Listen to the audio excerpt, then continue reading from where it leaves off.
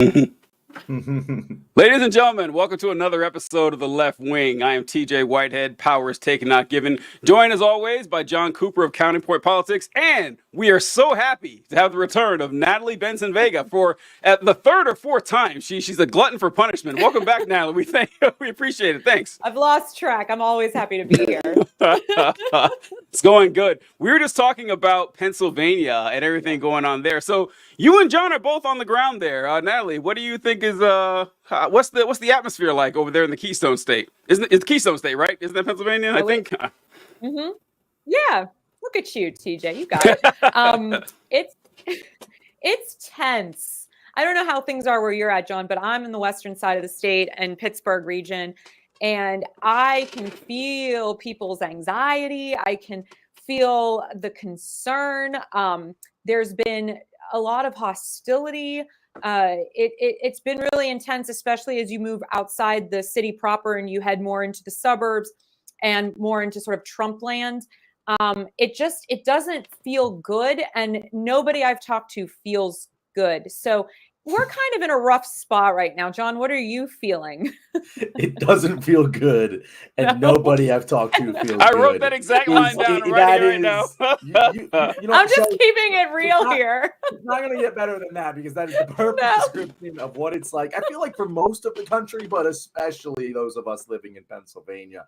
I can't tell you how many, I mean, maybe it's like this across the country, but like every couple miles you just see two warring neighbors with yard signs of just like the Kamala people are like, you're in a cult, and the Trump people got all the Trump flags and stuff, and that's like every couple miles at least you see a couple of them. Like, to your point, my friend has been DMing me because her neighbor, who's a Trump supporter, keeps stealing my friend's Harris signs out of her yard. And it's been happening back and forth. And then the other day, they threw trash in my girlfriend's yard in front of her Harris sign. So it's very, to your point, John, there's palpable anger.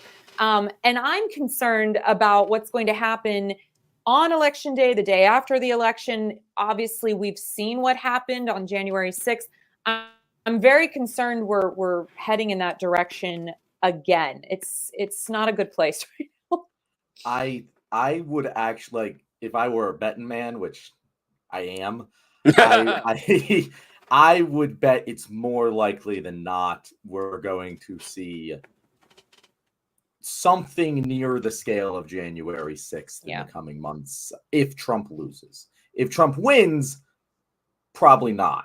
But if Trump loses, I mean, it's what they're already angling for. Like, you're already seeing it. We're going to get more into it later in the show, but their plan is, hey, if we win, that's great. If we lose, we're not going to lose. Like, that seems to be the plan that they're going for again.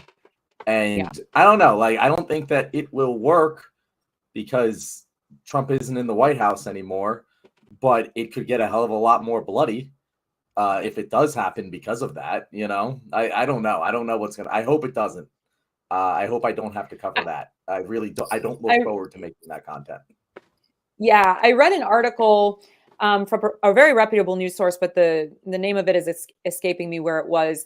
But they interviewed 3 people that were involved with January 6th, and 2 of them very much regretted being involved, said they were caught up in the cult of Trumpism, said they knew they were in the wrong, but it was all ego, and it was an older woman and an older man. But the third person said, oh no, not only do I fully support Trump taking office again no matter what, but I believe even more that the election was stolen from him. So it was like 2 to 2 and then 1 that was very much still ingrained. So it kind of makes you wonder how many people that were involved that are out on the streets, because some of them, as we know, are now in jail, are recommitting their efforts, and how many of them have said, I basically lost everything, like the one person said, and so I'm hanging up my hat here. So I'll be curious to see where this leads us in terms of the people that were involved the first time as well.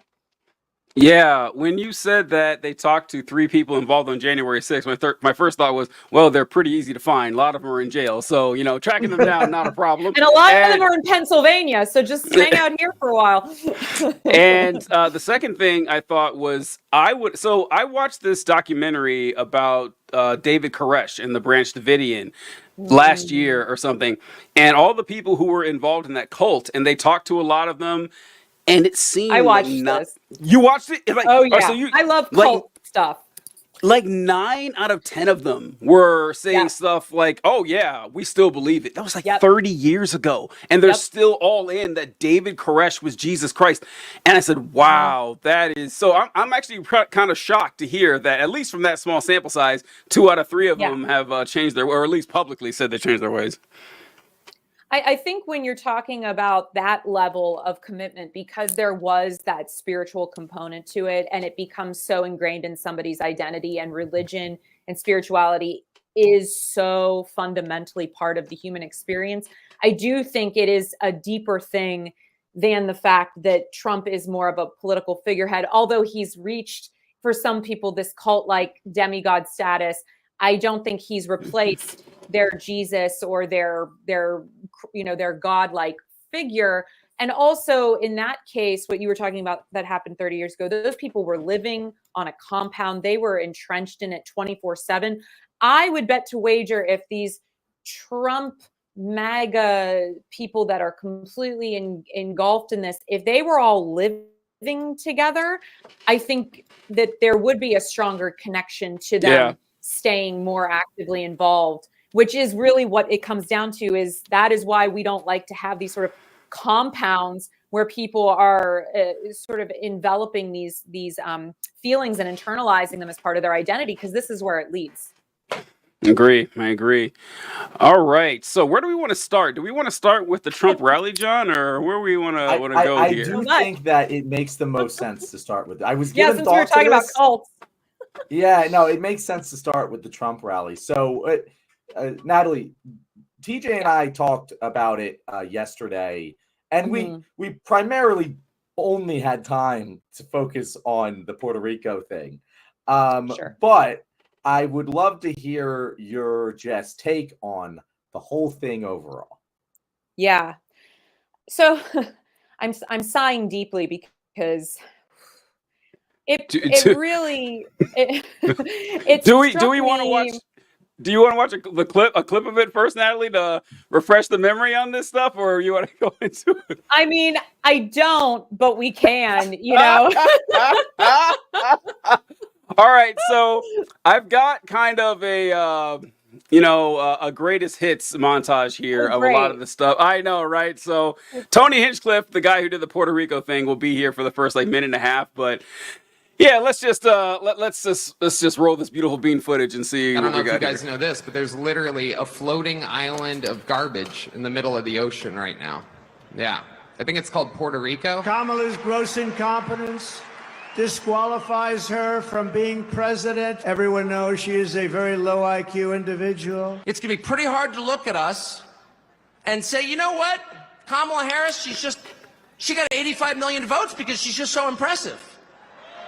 As the first Samoan, Malaysian, low IQ. She's a fake, a fraud. She's a pretender. Her and her pimp handlers will destroy our country. Kamala has imported criminal migrants from prisons and jails, insane asylums and mental institutions from all around the world. She is the devil, whoever screamed that out. She is the Antichrist. President Trump, in what he has experienced, knows that Jesus Christ is king. I don't see no stinking Nazis in here. I don't see no stinking domestic terrorists in here. Out of character for me to speak at a Nazi rally. I was just in Israel, but I took the gig. She is some sick bastard, that Hillary Clinton, huh? What a sick son of a bitch. The whole fucking party, a bunch of degenerates, lowlives, Jew haters, and lowlives. You have to tell Kamala Harris that you've done a terrible job. Kamala, you're fired. Get out.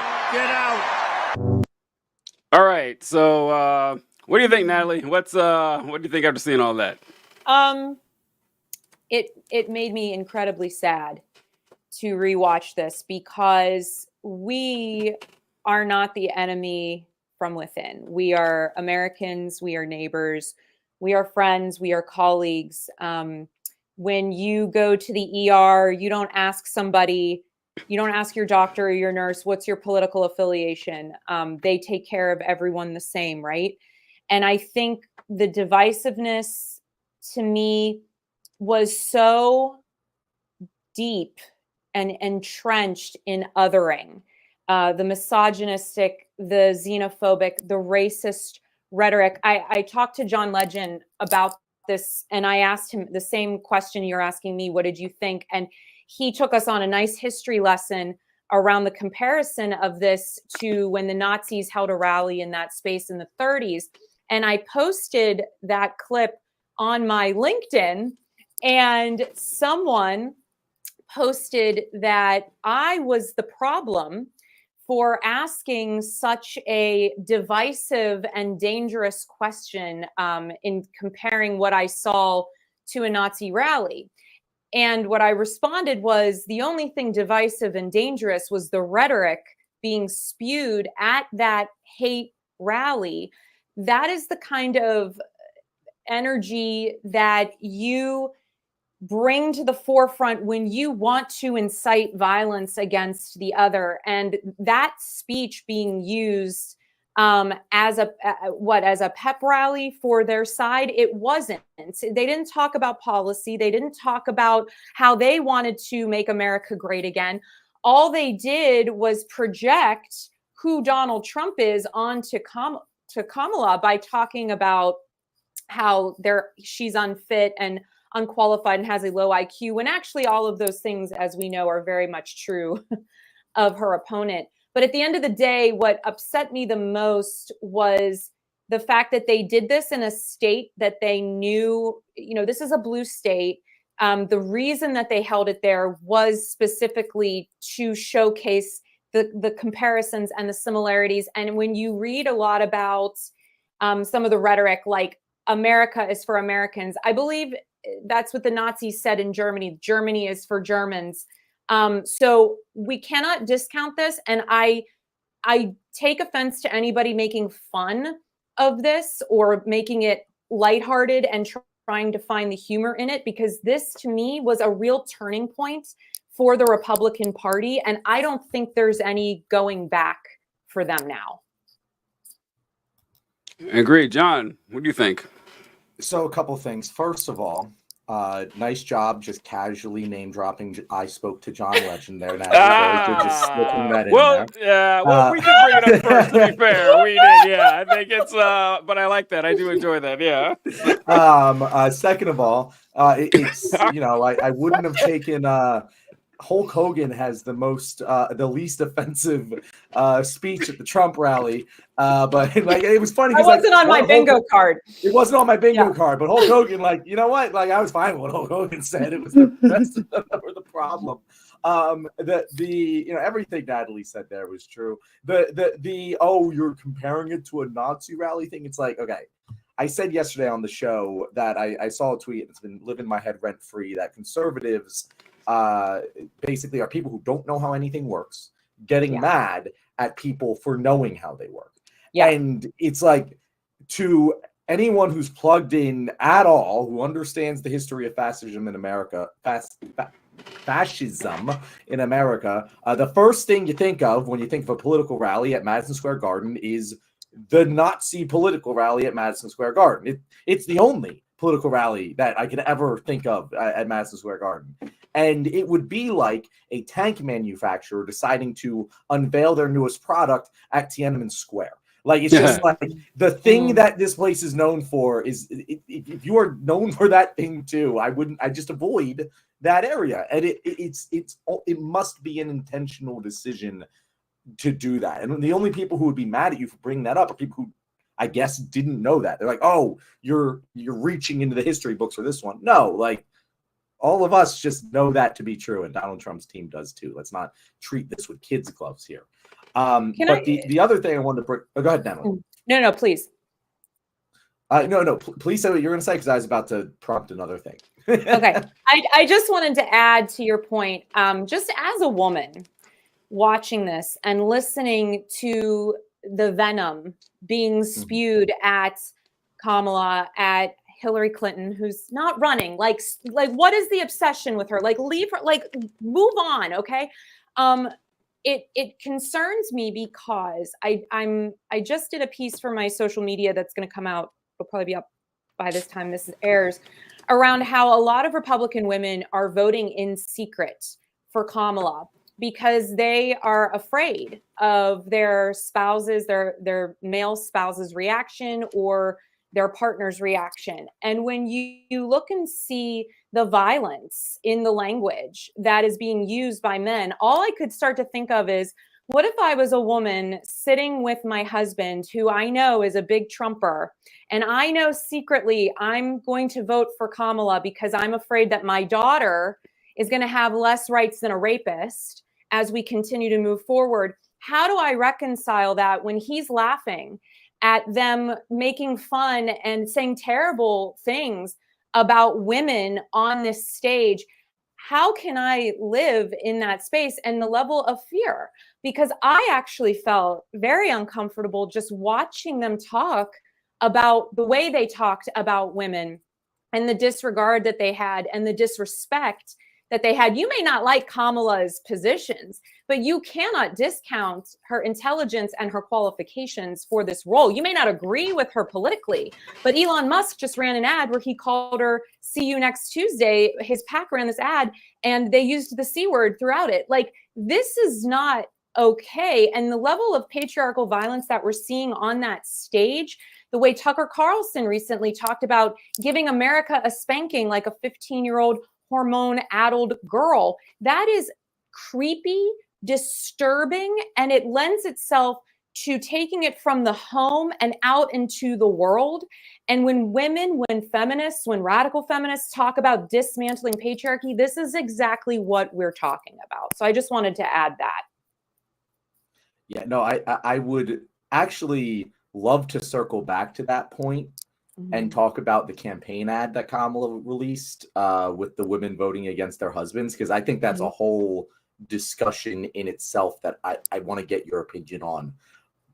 But I want to stay focused on the rally, and then we'll get to that. But that's a really good point you bring up, Natalie. The thing that I wanted to say is we just watched a whole slew of crazy, racist, misogynistic, just fucking boorish comments coming from this rally. But one of them caught fire more than any of the others. And I really don't even think it was the most offensive one that was said. To me, personally, I don't know. You can take your fucking pick. But I thought when Tucker Carlson was like, the Malaysian Samoan low IQ, I was like, in what world is that not just racist? Like what again, what is the point of the joke? Kind of what we said about the Puerto Rico thing, which is like, she's not Malaysian or Samoan, right? Nor would that, like, why would that even factor into why someone wouldn't believe that she would win the presidency of the United States? Why would low IQ, at least I know what you mean by low IQ, but a normal American who isn't versed in right-wing rhetoric wouldn't understand what he means by low IQ. But like Malaysian Samoan, like American Samoa is part of fucking America. Like what would be the thing about that would make you not believe that she was qualified to be president of the United States? Then the low IQ thing, oh my God. Like, it's incredible how fast low IQ has just, started to rhyme with trigger. It's insane. Like, I feel like this happened in a year span. Like, it's just so obvious. If you're on Twitter right now, it's all I fucking see from the right wing is like this low IQ attack, which, what Stephen A. Smith said on Fox News to Sean Hannity when he was like, you can't be telling me that Kamala Harris isn't fucking what would he say? You said like unable to speak or unable to speak when Donald Trump is incoherent your speaker. boy. Yeah. Mhm. Yeah. And it's like, yeah, like you can't tell me with a straight face that Mr. Let's put a 20% tariff on all imported goods across the board is some high IQ savant. And Kamala Harris is not. Like, we all know what that means because they can't articulate why they think Kamala Harris is low IQ. I don't love Kamala Harris one way or the other. I don't know how intelligent she is relative to other people. She's never struck me as particularly unintelligent. If you look, I would say Biden is much more apt for that attack because of how often he misspeaks and says dumb things. Kamala doesn't do that very often. Like, what about her is low IQ other than the melanin in her skin? That's funny. Like, Biden strikes you as lower IQ because I was like, oh yeah, I would. Right. Like, you want to say which one? Yeah, just like you know, you think I low IQ pick, attack would go to Biden. Yeah, like Biden at his best day in the last 100 years, and Harris on her best day, and give them the SAT. I'm going with Harris. I'm going with Harris. Is gonna outscore right there. All right, yeah. So everything you guys said there, second it completely. And I want to go over some of a lot of the things you guys and the fine people that were speaking mentioned in there. First, I want to talk about Hillary Clinton. I think you guys brought up Hillary Clinton and everything, and how they seem to be obsessed with her, although she hasn't ran since 2016, hasn't been part of politics or whatever. And I will say that this afternoon, I was struck by some realization that I've given Hillary Clinton a hard time, for as far back as I can remember and everything. But, looking back, she was right about the Russian collusion. She was right about Tulsi Gabbard. And when she said that half of Trump supporters are a basket of deplorables, they've spent the last 9 years proving she was absolutely right. Proving that not a miss in one of those letters of that statement that she said. They just keep getting worse and worse and worse. And with the Trump supporters, I think John, you mentioned how they don't understand how anything works and anything like that. This is something that the three of us, everyone watching, we probably talk about politics more than 90% of the population. For a long time, I did do my best to engage with Trump supporters, to the really loud and open, obnoxious ones, and do it in good faith and just talk to them on exactly what they want and what they're looking for. And without fail, the conclusion I came to is that, they're incredibly stupid. That's what it came to. Like, every single time, they were either incredibly stupid or just really bigoted. There was no third category. It was one or both, but it was never neither. Like, it was always something like that. And that's who the crowd appealed to. Like, we're talking about the fascist rally in 1939 in Madison Square Garden, and it is now. Yeah, I would venture to guess that a good chunk of Trump supporters don't know anything about that because, once again, they don't know that much. But the ones that do know exactly what the winking and nod is for. Like, they know exactly who this is going for. And Hulk Hogan said that, I don't see any Nazis here, brother. I'm looking around. I don't see any Nazis. And I'm stealing a joke from Triumph, the insult comic dog. But it's true. You can tell these guys aren't actually Nazis because the Nazis were in shape. You at least got to give them that. And so the people there, not America's cream of the crop that you're looking at there. The Nazis took care of their bodies at least. The guy with the crucifix really weirded me out. I don't know who he was, but whenever someone's standing up giving a political speech, holding a cross is bad enough. The crucifix is fucking creepy. The crucifix is terrifying. I've always found that kind of weird. Trump, do we believe this conspiracy theory? Not conspiracy theory, but this idea. Like, we all can kind of pinpoint why Trump says what he says. Do we think that Trump keeps talking about Hannibal Lecter because he thinks that claiming asylum is actually insane? I always dismiss that, but he keeps bringing up insane asylum. So I don't know. Maybe that is actually what he's going for. I don't know. Go ahead. I will say the opening asylums here and reopening the asylums is a thing that conservatives very much want to do. They're like, we should just throw all the homeless people in an asylum.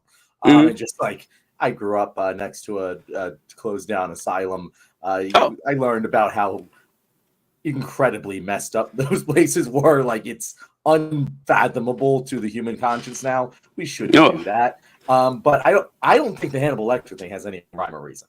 I genuinely think it's like we're sitting here trying to decipher why. I know, right? Yeah, I know. Like, yeah, I don't think there's some deeper meaning here, TJ. Maybe not. Yeah, maybe not. The guy who mentioned Kamala Harris's pimp handler, and this goes to what Natalie was talking about with the just. We talk a lot about the issues that plague the United States, and racism, I think, gets the most ink or whatever. The sexism is much worse. It is much worse. It is as bad as the racism is. The sexism is a lot worse because it's pervasive in every culture that women are just seen as being less than men in every conceivable. Well, except in like. Well, you need to stay home. Like that's where you guys belong. You know, don't try to do what we do outside of the place and everything. But there should be no time in public discourse when it's okay to say that a professional woman who is engaging in politics and running president of the United States and calling people her pimp handlers. You would never do that to a dude. It would never happen at all. And it's just simply meant, like you said, with the see you next Tuesday thing. And John, I wrote down what you said exactly what I wrote down with Tucker Carlson with the Malaysian Samoan thing. I wrote down just racism. That's it. Like it's sort of like what John and I were talking about. The Tony Hinchcliffe thing with Puerto Rico, it started off as kind of like the setup for a joke where he's talking about the giant island of garbage that's in the Pacific or somewhere. He's like, actually, it's just Puerto Rico. Where's the joke there? It's just Puerto Rico are the garbage people on a garbage island. That's the entire thing. With Kamala Harris saying that the Republicans like to do this childish thing where they pretend that they don't know something. Oh, I didn't know her name is pronounced Kamala. It's like Trump is great because if you watch Trump like talking about Harris with his advisors or just like to the side, he always says Kamala. He always says Kamala until he's in public. When he's in public, he always says Kamala because it's just kind of them being children. And what Trump's saying, or Tucker saying, well, you know, she says she's black, but we don't believe her. So what is she? She's Samoan, she Malaysian, she Micronesian, like who knows? They're just throwing it out there. And the low IQ thing, absolutely. And going back to the beginning, what you said, Natalie, I circled down what you wrote that nobody you talk to feels good. It just feels bad all around. Yeah, I feel that too. I feel that pretty much everywhere. And so, yeah, it's just, the juxtaposition in how these two campaigns are closing has actually strengthened my confidence that Harris is going to win because that's the way this is ending and the way this is just showing the stark difference between these two candidates. It could not be more clear. Yeah, I think what we're seeing, and I don't want to segue us to another topic, but I think what we are on this show, never. There are so many. This is why we said like we might not get to anything else. There's so many topics. There's so much to talk about. But oh, I can't. I'm sorry. John is frozen, and I don't know if I'm speaking over him or not. Oh no, you're good. Okay. So. To your point, John, you know, and TJ, I do believe that they are getting nervous because we know this kind of rhetoric, it doesn't appeal to anyone new, right? Whether it's stupidity that they're appealing to, whether it's racism or any form of bigotry, right? And I would also add willful ignorance to that. I think there are people that do know better and choose not to do better because they are comfortable in that space. So I would throw them in this mix too. But what I think is really interesting is the fact that Trump is already setting it up in Pennsylvania to talk about the ballots and the fraud before it's even happening. They're talking about things, I think, very intentionally so they can already stoke the flames when votes haven't been, you know, nobody knows anything yet, right? And they're already acting as though they have this understanding that they're going to start sending out these lawsuits at any moment. So I do think he's nervous. In particular, I think he's very nervous about Pennsylvania. And TJ, as an aside, I just want to add something. I think it's very cute that you have a kitty cat on your lap right now as your emotional support animal, because I really think all of us right now need to find something that's going to bring us some level of joy or comfort or levity during the next week or two, because this is going to get really weird and really rough the closer we get to this final tally of the votes. And we are not going to know who won on November 6th. I think Pennsylvania it's going to be a minute before we know anything at all. But the reality is I don't think that the point of their rally, their Nazi rally, whatever you want to call it, in Madison Square Garden was to extend an olive branch to the other side or reach out to independent voters. It was to stoke the flames of racism, xenophobia, and sexism. So when he does lose the popular vote, and I believe that he will, they have their base already fired up and ready to commit acts of violence on Trump's behalf. It is probably the thing that makes me most confident about Kamala's chances is how much they're already preparing for it. Yeah. That's and you know, you can make the argument that they're going to do that either way, just in case to hedge their bets, and that's a fair argument. But like, it has escalated in the past 2 weeks. A lot. It's not giving off strong, confident energy from Trump. No. I got a video. Alpha male energy. No. Despite what Byron Donalds tells you, Donald Trump does not give off alpha male energy. No. I wrote down bold prediction by Natalie that Kamala will win the popular vote. I wrote that down right there. That I wrote that was pretty funny. But I want to show what Natalie was talking about how Trump is kind of laying the groundwork for "I was robbed" already. And here's a clip right now about what she was talking about. At least I hope I didn't mess this up. We have breaking news from the Trump campaign involving a lawsuit against Bucks County, Pennsylvania. Let's go back to NBC's Dasha Burns. Dasha, what do we know about this?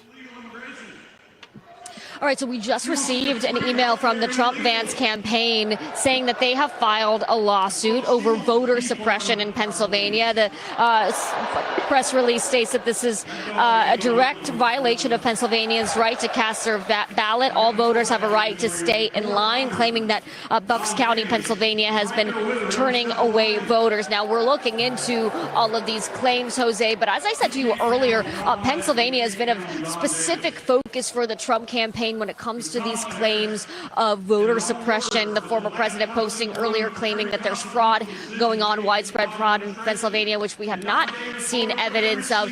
And Bucks County in particular, Jose, is a pretty critical county. It's one of the collar counties around Philadelphia, the suburban counties where both the Trump campaign and the Harris campaign really need to run up their numbers. It could be those counties surrounding Philadelphia that could be the tipping point in this election. So the fact that they are focused in on Bucks in particular is significant, Jose.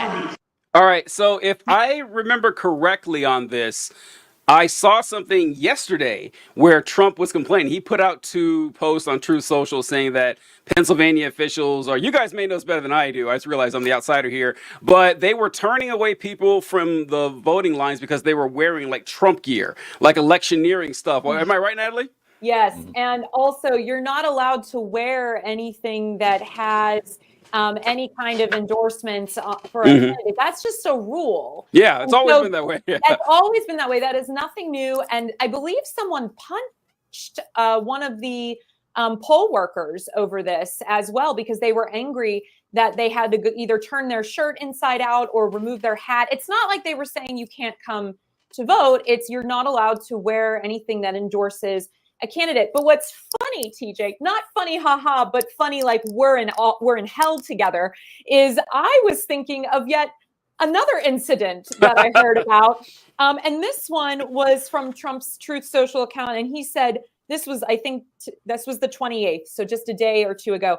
Wow, York County, Pennsylvania received thousands of potentially fraudulent voter registration forms and mail-in ballot applications from a third-party group. This is on top of Lancaster County being caught with 2,600 fake ballots and forms, all written by the same person. Really bad stuff. What is going on in Pennsylvania? And enforcement must do their job immediately. Wow. And what was crazy about that was I posted that to my Instagram account yesterday, and a woman who is a MAGA supporter who likes to frequently DM me with her thoughts, she immediately sent me a link to an article that backed up Trump's claim. And so, of course, I'm like, oh, okay, well, I'm going to look this up because I want to make sure I have all the facts. Well, all the article says was that they received an influx of mail-in ballots. That's it.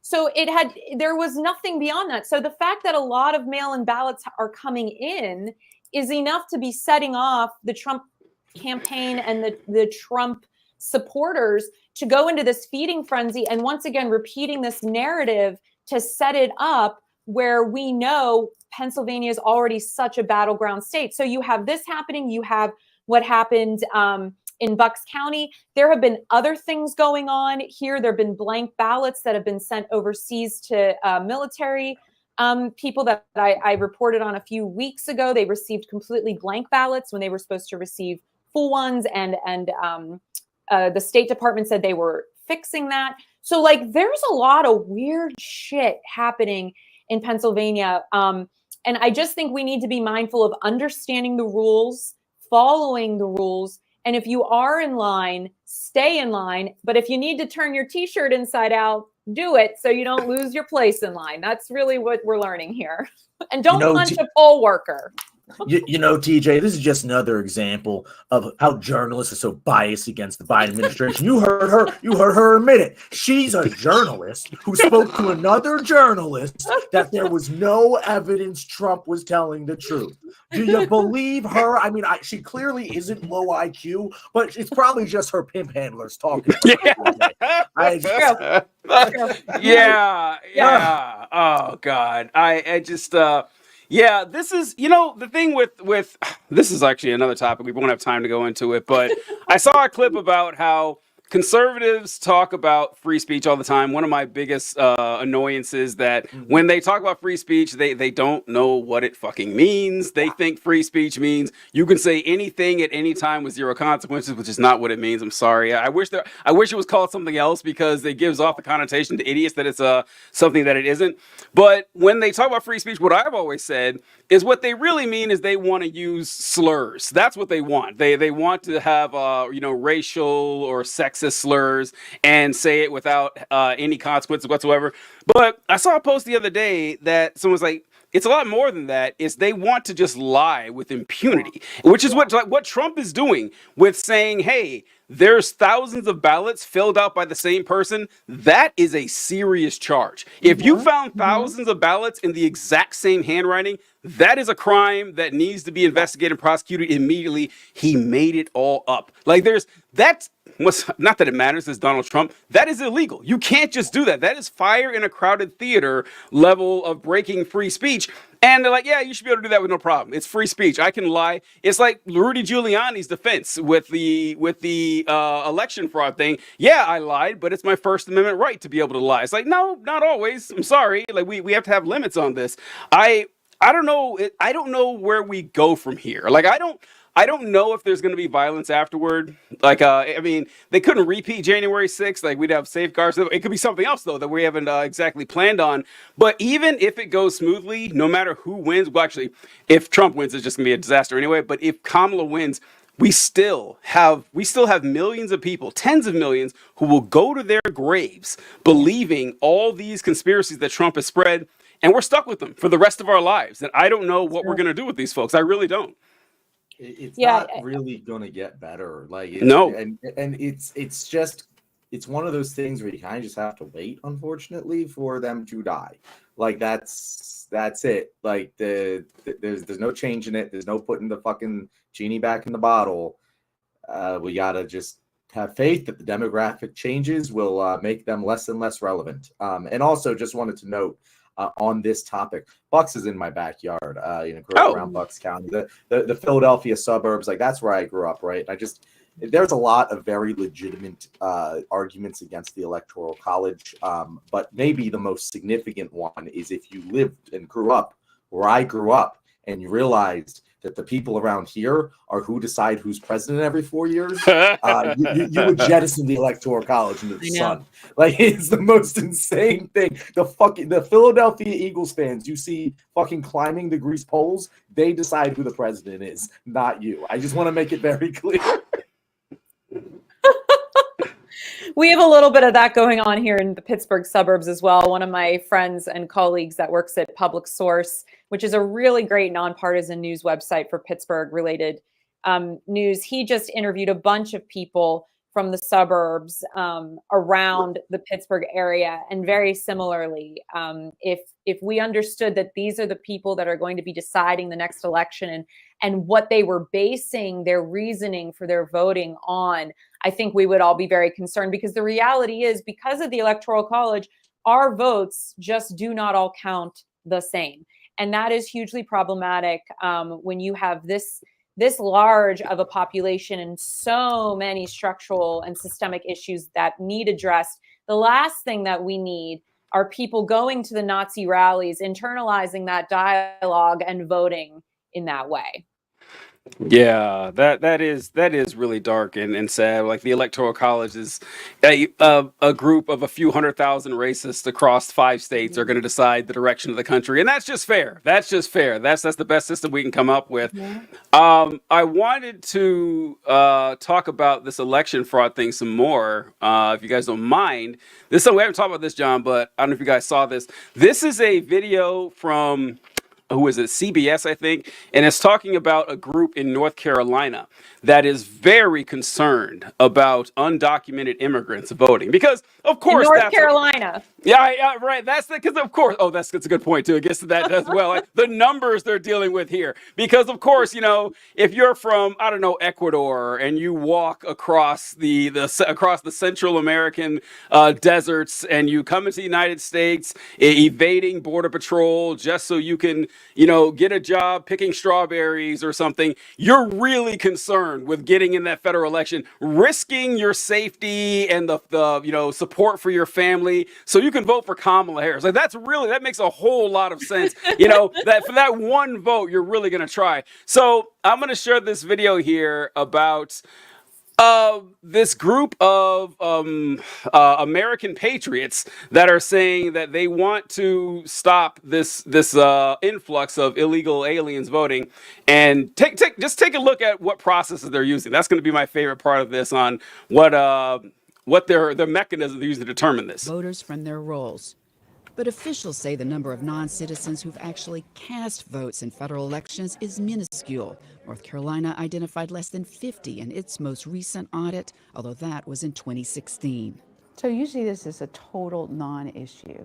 That is 50 too many as far as I'm concerned, Natalie. I don't know about you, but that seems like that's really going to tip the balance in a presidential election. We don't believe that there's any proof at all whatsoever that this is a widespread issue. It is illegal to vote if you are a non-citizen. Don't risk your American dream. The fight to clean up voter rolls and prevent non-citizens from voting is a focus of conservative election integrity groups who are distributing mailers and hosting in-person events. They are voters that are most likely to be ineligible or illegal. Jim Womack is leading a team of more than 1,800 volunteers in North Carolina who are combing through voter rolls to identify what they consider suspicious voters. So here's my question to you guys. What do you think the criteria would be for someone to be a suspicious voter? Like, what would you guess? Well, you know what? Don't answer. We'll just see. I don't know. I take your guess, like, in your mind, but we'll see exactly what they describe as a suspicious voter. Can't wait. Trying to come up with county by county lists. It's a list of suspicious voters. Again, not necessarily illegal or ineligible voters, but people that hit our suspicious list. CBS News obtained a video of Womack discussing how to identify those suspicious voters. We showed it to him to get his explanation. If you've got folks that that were registered and they're missing information, and they were registered in the last 90 days before the election, and they've got Hispanic sounding last names, that probably is a suspicious voter. But why would you single out Hispanic sounding last names? In that case, I would have to listen to the full context. The Hispanic sounding last names certainly is not exclusive. Anyone who is lacking the required information, we certainly would consider them as a suspicious voter. We are trying to find every illegitimate voter and to challenge the ones that shouldn't be voting. All right, so Big thoughts. Go, take it away, Natalie. Take it away. Yeah. First of all, my last name would probably end up on one of these. Absolutely. First on the list. Just number one. So what I find really interesting about this is the psychological and the philosophical component, because the reality is there was not widespread voter fraud in the past election cycle, and they are desperate to prove that their inaccurate framing of what happened is true, because if not, then everything else they believe falls like a house of cards very quickly. And it would be so embarrassing for their ego to have to deal with the reality that they've been fleeced by a con man known as Donald Trump. Now, that's part one. Part two of this is we need to make voting more accessible because not enough people are voting, right? Yep. Voting should be automatic when you turn 18. You should immediately be registered just by the state, just because you are now 18. One of my friends, she is here legally, but she is not a citizen of the United States. She is from South America, and she told me in where she's from, voting is required. Like, you have to vote, and if you don't vote, you get like fined, and it's like problematic.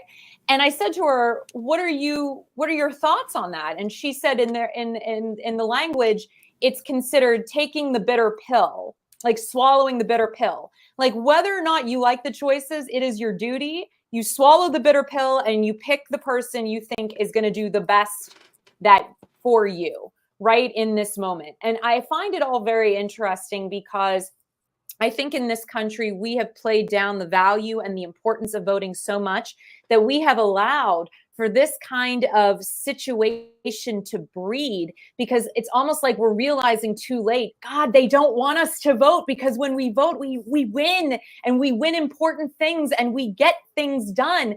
And when we have those supermajorities, we could do something big like universal health care, paid family leave, codify Roe v. Wade into federal law, like all of it, right?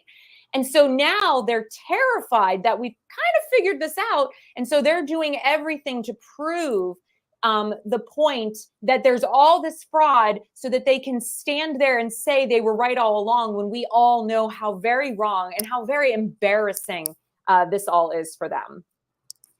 It's interesting because you brought up the automatic voter registration thing. Mm-hmm. And that's something I also believe that we should definitely do, because why the fuck not? Why not? But something I always say to conservatives when they're like, hey, we want to make sure that these elections are secure, that no one's voting who shouldn't be, let's implement a voter ID law. And I'm like, I will agree to that if and only if we automatically register everyone in this country to vote at the age of 18, make it an opt-out system, and send them a free in-the-mail voter identification card whenever they request it. And Republicans don't want that. No. And that is the goal. If they proposed that bill, it would pass in a fucking heartbeat. But they won't, because that's not the point. The point is the voter suppression in their mind. And even if I were to take them seriously, right? In my mind, I would, if someone casts a vote illegally, that is equal and opposite to someone not casting a vote because of a voter security law. To me, that is equal and opposite. Those two cancel each other out. But in their mind, they think it's worse to cast a vote illegally than it is to stop someone from voting legally. And like, that is just such a backed up, fucked up way of thinking to me. It's crazy. Well, let's be real too. 2 out of 3 of the people sitting here right now were not included in voting when this country was founded, right? TJ and I, we were not involved in that conversation. Oh, we didn't get that chance to vote. And so the system, if you want to call it that, is kind of working how it was designed, in the sense that 2 out of 3 of us, they don't really want to hear from us, because our views on things, our take on our vantage point might be a little different than the people in power that looked like your ancestors, John, in that very real sense. And so I think we also aren't accounting for the reality of the deeply racist and sexist policies around voting laws, and how that suppression has led us to the point where if your name looks a certain way, we're going to flag you as suspicious. Yeah, I know. My favorite part of that clip was exactly that part, Nelly, where they asked them, like, so these are your words, and you're saying, I need more context. I need Yes, more he's like, context for what I said. yeah, it's like if anyone would know, it'd be you. You seem to be speaking you never stuttered one time. You seem to have an absolute goal in mind here. What did you mean by that? Oh, I'd have to check to see what I said, because we all know what you said. Like, yeah, we don't trust Hispanic sounding names. And now that's such a great point, talking about how they need this fiction to be fact. That there's like, remember that Trump was elected the first time? He won the election, and still he spent like 6 months saying 3 million illegal immigrants voted, and that's why I lost the popular vote. It didn't even matter. It didn't matter at all. He won, and everyone acknowledged it, but he still wanted to push this idea that actually I won the popular vote too, and there was no evidence for it at all. They had these stories about buses full of people voting, never materialized anything, and they've been trying their best to prove this, and it never. 50 cases of possible people who were voting that weren't citizens in the entire state, millions of votes, and they had like 18 volunteers taking time out of their day for free to check to see if these folks are there, and there's nothing there at all. And John, what you mentioned, listen, I've said the same thing, the exact same thing about voting. If you're really concerned about voter fraud, like if you genuinely are, if you really think it's an issue, John's solution would solve everything. Oh, John and Natalie mentioned it first with the voter registration, that it's absurd that you have to take an extra step to vote, that if you're a citizen and you're 18 years old, you have to go down to the county and say, yes, I would like to vote, please, and fill out some paperwork shit. No, the government knows who you are, where you live, where you were born. They know your social security number. They know when you turn 18. Every day, thousands or whatever, millions of people turn 18.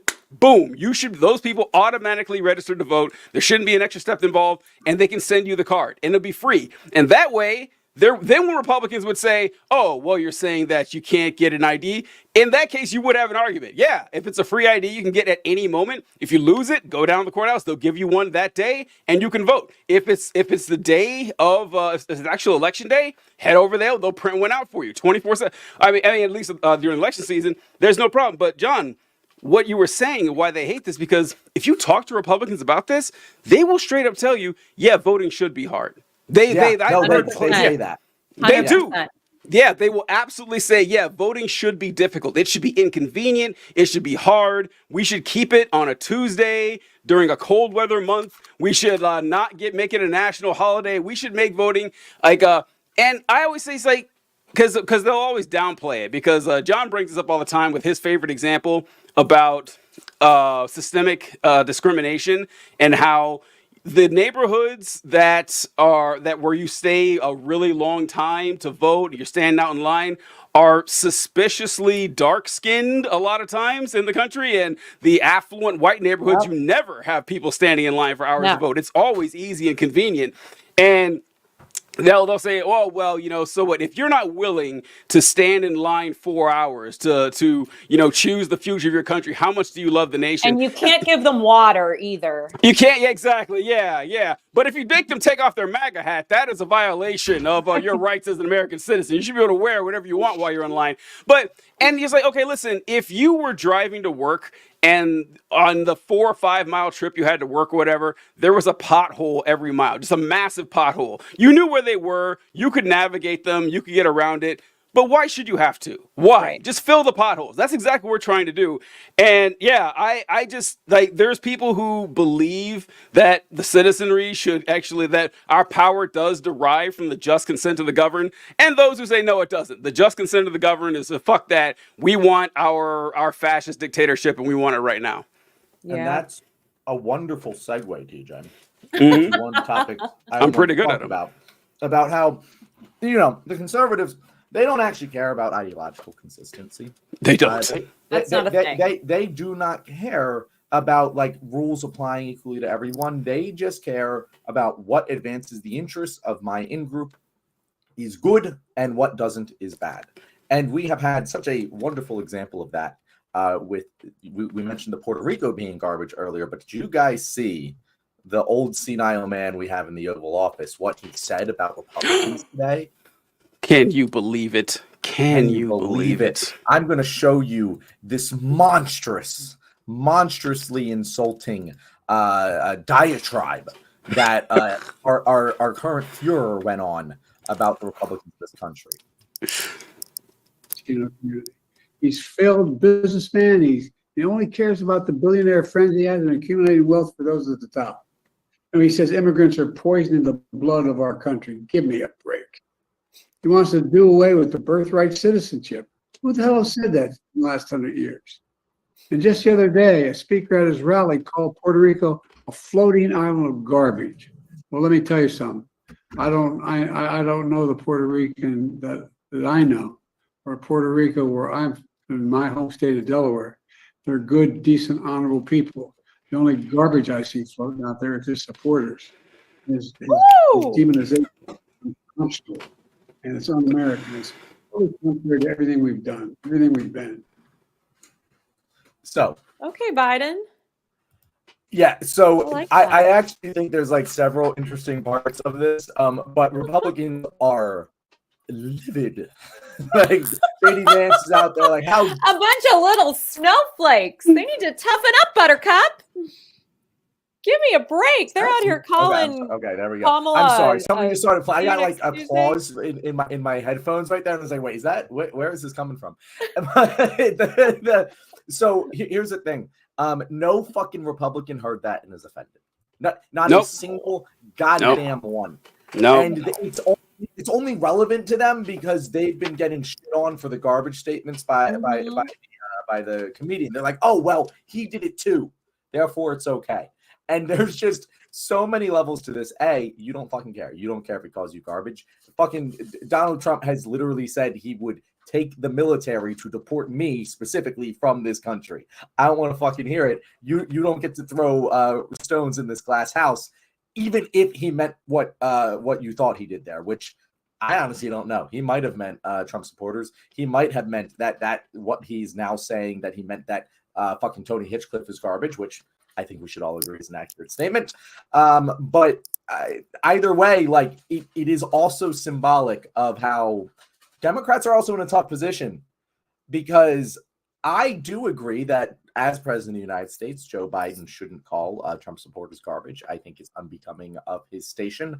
I think that he should say that he represents all of America, and constantly he has their back. However, if you're fighting fascists, it's kind of hard to say they aren't garbage. And it's a really weird rock and a hard place that at least Kamala and Joe Biden are stuck in. I can sit here and say, yeah, if you're voting for Trump, I think you're garbage. I think you're supporting a fascist. I think you're a terrible cancer on this country. Might you still be a decent person worthy of all the same equal rights that everyone else in America has? Yes, of course. But I do think it's a garbage fucking thing to do. Joe Biden can't say that, but it creates this weird juxtaposition where Natalie was cheering him on there. Because we want to hear him say that. No, it's totally okay, because that is the reasonable thing for one to do when talking about fascists. But Biden can't say it because he's also their elected representative. It's just a very interesting dichotomy we have going on. I think if you read some of the more radical feminist philosophy on this idea of decorum and polite. Natalie, you lost our entire Republican audience right there. All four of them. Sorry, guys. Well, tough shit. We're gonna have a little lesson here then. No, if you study like the great works of a lot of radical feminists, in particular Black and brown feminists, they talk a lot about this idea of politeness and decorum around politics and political speak, and who is allowed to be polite and who's supposed to be polite. But we've moved beyond Democrat and Republican. I believe we're in a very different place, and there is no place in my mind to be polite with somebody who does not think that I deserve the same rights over my body as a corpse, right? So for me, the decorum went out the window when a lot of these laws were actually starting to be put in place that were actually creating a situation where I no longer now have the same rights as I did 2 years ago, and that my niece and my sister and my friends and their daughters and their children do not have the same rights. So fuck your politeness around politics and your decorum around it. We are fighting for literally the soul of a nation right now. And I'm not being dramatic. I really think it's at that level. And I get really frustrated. I've done a few shows, not with you guys, but there have been a few shows that I've done where they've said to me, I think you're being dramatic around JD Vance's rhetoric, or Donald Trump's really not that bad. No, they really are that bad. They're actually worse than what I'm saying and what I'm speaking to. And they're not just coming for, obviously, women. They're coming for Black and brown people. They're coming for the working class. They're literally trying to turn this into a white Christian nationalist nation. And we have to wake up. And I was actually really glad to see Biden finally find a backbone and call it out, because as the leader of this nation, there should be no room for this in our political discourse. And so when we're talking about all of these things, why is it that Democrats always have to take the high road? Why is it when they go low, we go high? I think we should be mirroring it back to them and giving it back to them, because like I said, they fall like a house of cards the minute you pull it out. And the only way I have ever found to defeat a bully is to show your teeth. And so that's what I think we need to be doing to these people. Natalie, I could not agree more. I have grown quite weary of this asymmetrical warfare that it's expected from us, because we're like they go low, we go high. Fuck that. I'm tired of it. I'm done. I did a video a while ago, and I was making fun of Elon Musk with his goofy little jumps, like in the shape of an X, like he does all the time. And I had some guy comment, it's like, oh, so we're making fun of autistic people now? I was like, yeah, you can go to hell. I don't give a fuck. Yeah. I was like, I told him, I was like, what I said was like, I'm not that kind of liberal. That shit doesn't work on me. Like, I will absolutely go in the mud and just use the same warfare that you're using. I'm not going to be limiting myself by these, they love to throw out, is this so much for the tolerant left? No, buddy, this is the intolerant left. All right. I'm intolerant of a billion different things, and fascist, racist, sexist, homophobic, misogynistic rhetoric, that is on the list. I have no quarter for this shit. I mean, this is like, because think of how absurd it is, because this is treating like these disagreements like they're sports teams. That, you like the Niners and I like the Cowboys, and so I'm not going to call you a piece of shit. I mean, that doesn't seem fair. This is not what we're talking about. These are people's lives on the line here, and it's especially rich coming from conservatives. Like John said, they don't actually care about it. They're just trying to find a way to cry bully. They want you see. They say fuck your feelings. Their feelings, on the other hand, are very delicate. They need to be pampered. Yeah, absolutely. Their feelings need to be protected at all costs.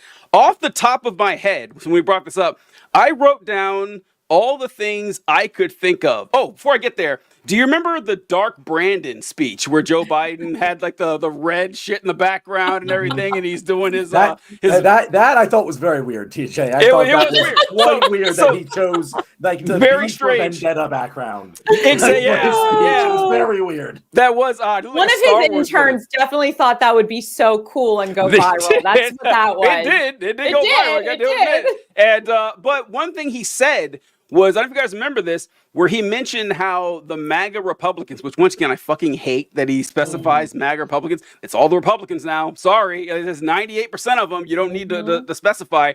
But he said that they were semi-fascist. Republicans spent like 3 months complaining that Biden called them semi-fascist. Like the most tepid, light criticism he could probably come up with. But I was just thinking on top of my head, examples you could find that from Donald Trump just launching into the extensive polemic.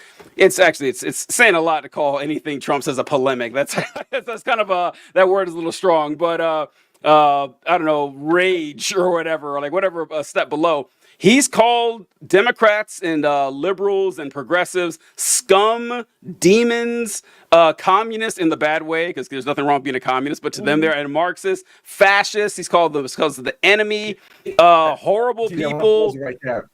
He has also called us Marxist, communist, fascist. Yes, all I in the know. same. Yeah, That's a real interesting. That's my favorite. Yeah, fascist commies, like because that's a thing. thing. Degenerates and pedophiles. This is something that I stress this so much. One of the primary reasons I have no patience when someone says, "Well, aren't you being kind of mean to Republicans?"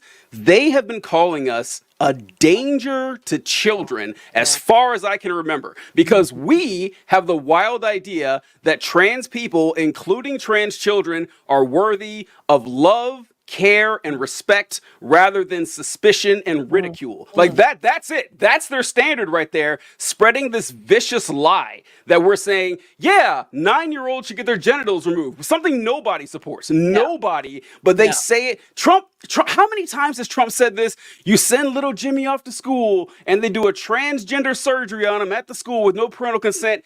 The least true thing spoken in this entire political campaign, and he just gets away with it. So no, like I said, fuck you. I'm tired of trying to pretend I got to be nice to you folks when I get nothing. I don't get it in return.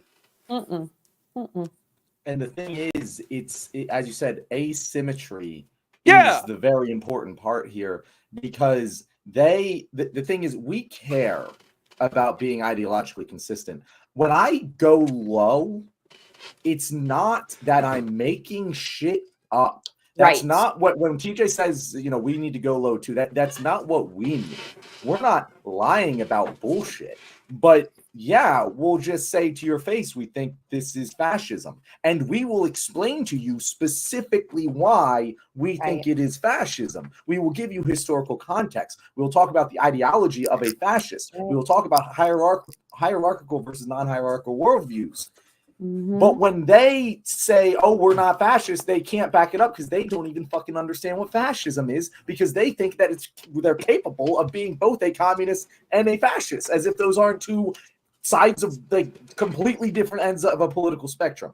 And so it's very I do disagree. Like, I genuinely don't think Biden should say that. Like, I don't think that the president of the country should be insulting members of his own country. But I do think that he should be calling Donald Trump a fascist, and the implication that those who support him can be left unsaid. But I do also agree he stopped doing that. Like, after that rally that you're talking, I don't know, a political speech, it wasn't a rally. It was in Philadelphia. They were testing it out, and he did it at the State of the Union too, and then he stopped. And they stopped with the fascist terminology until quite recently. And they stopped with the whole, like, oh, MAGA Republicans thing. They're the fascists, not the normal Republicans. They kind of stopped all that. And I do agree with Natalie that you need like a pit bull out there to go fight the other pit bulls. It doesn't mean they have to lie. It doesn't mean they have to make shit up. It doesn't mean they have to be insulting for the sake of being insulting. But we shouldn't back away from the implicit thing is, if we think Donald Trump is a fascist and we're going to stand on that business, if you're voting for him, I think you might be misguided. I think you might not understand fascism. I think you might not understand what you're doing. I'm willing to give you all the benefits of the doubt that there is, but at the end of the day, I think you're voting for a fascist. If that makes you feel bad, explain to me why you're not, because you can't. Because if you could, you wouldn't be voting for him. I think we're giving these people too much leeway. They know what they're doing. I think we need to accept that. I'm over this, John. I really am. I'm sorry. You've had almost a decade now of seeing who this man is and the kinds of things he's done, the people he's aligned himself with, how all of those people have subsequently gotten into trouble, lost their livelihoods, ended up in jail, ended up blacklisted. I mean, let's be real. They are, like I said, there is willful ignorance here. They choose to align themselves with this man because they want this. And I think the sooner that we understand what we are dealing with, the sooner we can confront it in a meaningful way where we can fight it and know what we're fighting. And I think the reality is we've been in a real social war, and only some of us have been aware of it on the left. And I think a lot of the left is waking up to recognizing that we've been in this war for a long time. But the truth of it is, regardless if Trump wins or not come November, this is not over. This to me is unfortunately the beginning of another level. And so, you know, go ahead, TJ. No, please. No, I was just listening to Arnold Schwarzenegger today, and he was talking about how he's going to vote for Kamala because we need to close this chapter. We need to turn this page. It's like, dude, we need to burn this book. Like, I don't think that turning a page is a thing that we can do at this point. And I have always considered myself as somebody that can really move in many social circles, can talk to people no matter what their background or who they are and find common ground. And I'm having a harder and harder time doing that because there are just certain lines I will not cross, and accepting someone's homophobia, transphobia, bigotry of all kind, racism, misogyny, just so I can say, well, you know, I'm a better person. That's not a thing that I'm doing at this point. I think we need to let go of that. Yeah, that's where I am too, Natalie. I just, this is how I see it, that if you're a Trump supporter, that you've had, this isn't 2015 or 2016. Right. He hasn't snuck up on you. You know what you're getting this time. You knew what you were getting in 2020. And that I think if you're a Trump supporter now, you are a lost fucking cause. Like there's nothing, and I don't respect you. Well, I respect you as a human being. I'll put it that far. Like you deserve the same rights and privileges as every other American citizen. But that is where it ends. Like your ideas and your political beliefs, they are not exempt from criticism. I will absolutely go for that. And so if you see Donald Trump on stage, which I know you have, and you see him up there saying that people like me are pedophiles, that Mexican immigrants are murderers, thieves, rapists, and I assume some of them are good people. When you see Donald Trump on stage in Minnesota leading a chant about Ilhan Omar, an American citizen who in any sane reality would be a fucking hero. Like a woman who made it out of war-torn Somalia, becomes a citizen of the United States and rises all the way to Congress. Like there should be a statue to her somewhere, but she is reviled because she's a black Muslim woman. That is it. That is the only fucking reason that she is reviled by millions of people across the country, like nationally despised. And seeing him on stage leading a chant saying, send her back, and you're fine, you're still voting with him, I don't owe you an ounce of fucking respect. And you will not get it. You won't get it. I will let you know that I think you're a garbage person because you're fine with voting for garbage people. I don't know. I'm done with it. I'm done. I have no patience whatsoever. And I wanted to bring it to Arnold Schwarzenegger too. Arnold Schwarzenegger, I saw that thing that he posted. And when I saw that, I thought, my first thought is that I can't wait to hear Donald Trump mention this. I know he's going to. He's going to. He's going to be like, and Arnold Schwarzenegger, never liked him, horrible actor, Commando, Predator, wildly overrated. The Terminator films were great in spite of Arnold, not because. I just can't wait. That's just the only weapon he has in his arsenal is like, this guy is a dog shit actor. He was a terrible governor. I got to check Truth Social, see if he's mentioned it, but I know he's not going to let me down. That's the one thing I can count on Trump for, just a ridiculous dragging for no good reason. Can I just add? Go ahead. No, please add. I just wanted to add too. I think part of the reason I feel the way that I do these days is since being on KDKA radio as a female progressive voice in a sea of very conservative voices, I have been hit with the most disgusting comments on X, on Threads. I mean, things I'm not easily shocked, and some of the things that I've been seeing that are directed at me, I'm like, that's a low, like you can't believe. So for me, I'm just over playing nice when the things that I'm talking about benefit these people too. And they can't stand to look past, the idea that a progressive younger woman is saying it to them. That is so upsetting to them that they'll say really vile things about me, about my identity and my, just my appearance, anything to try to diminish and demean the things that I'm saying that, of course, in turn would benefit them. And so that's just where I'm at personally. Working in radio has been a real game changer for me. So I'm going to disagree with the two of you philosophically. But first, I'm going to say I want so badly to agree with you. I want so bad. So many times throughout every single day nowadays, I'm like, fuck these people. I hate these people. I want to fucking beat the shit out of them.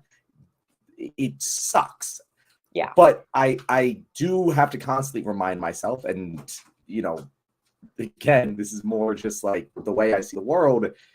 If I'm going to sit here and tell people that we need, as a society, to recognize how systemic racism could cause a disproportionate amount of young Black men to go out and commit violent crimes or end up in prison or do genuinely bad things as a result of the society in which we live, the systems that are placed around them, I think we also have to extend that to Trump supporters, people who were born and raised in rural bumfuck Indiana, who've only lived around white people their entire lives through no fault of their own, who are indoctrinated into, basically a religious cult. Are you going to tell me that them voting for Trump is any more their fault than an inner city kid who was never had food at home at night, stealing from the local fucking gas station? I think these are false equivalencies. Because we all have access to books and we all have access to the internet and we all have access to knowledge.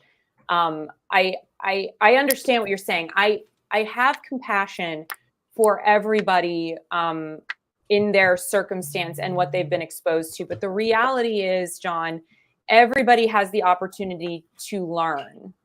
And whether that is just going online and Googling what is systemic racism, because I heard it on X, Y, and Z podcast, that is something that is available to them. And if they don't have internet, they can go to a local library. Like, I have a hard time equating, someone who was brought up in a certain environment to someone who is an adult who has access to knowledge and is choosing, once again, is willfully ignorant because it stokes the flames of their own hateful rhetoric. And the reality is, I know a lot of people who grew up in backwater communities. My mother grew up in a very rural community in the Midwest, and she is one of the most progressive, compassionate, cool as hell people you could ever meet. So I don't want to equate one to the other. I think the reality is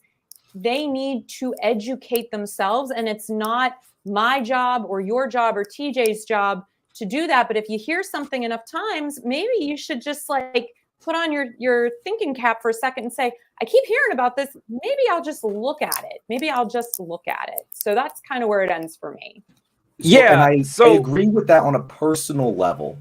We have no responsibility to do that for them. That's all available for them to learn. My thing is just Joe Biden, as president of the United States, whoever the president of the United States is, does have a responsibility to everyone in America to help guide them along to the right path. Fascists more. Because I think they need, I'm okay with calling them fascists. Sit with that. They need to sit with that. Why are we coddling this white fragility? Because that's what this is. And they need to sit with that and understand that if they want to play in the mud with the pig that is Donald Trump, they're going to get dirty too. And it should come from the top down, because if we want to say that we are a nation for all, fascism ain't it. Authoritarianism ain't it. And if we don't squash it, we are so screwed.